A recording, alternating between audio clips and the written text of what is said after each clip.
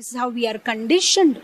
So the acharyas say that if you want to develop pure love, then you serve.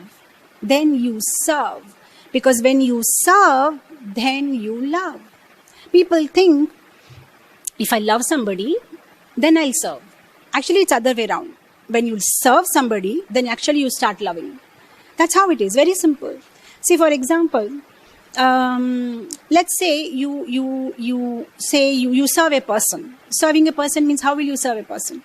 You will serve a person by your time, by giving time to that person, by utilizing your energy, by giving some, let's say, some product, some money. So what you're doing now is, you have started serving this person.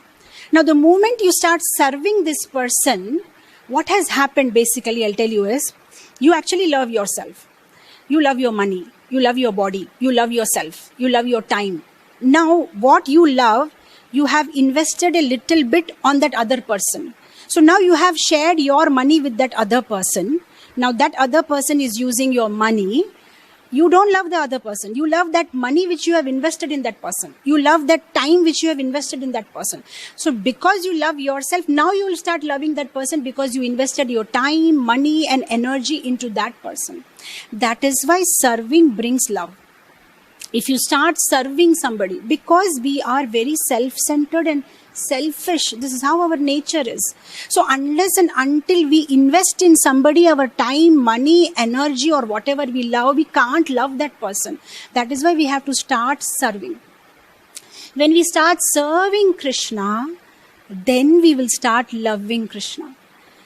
People think other way around. I love Krishna and then I'll start serving. No, you first serve, then you will start loving.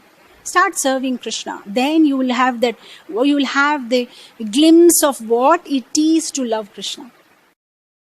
Sab Krishna, Krishna, Krishna lage.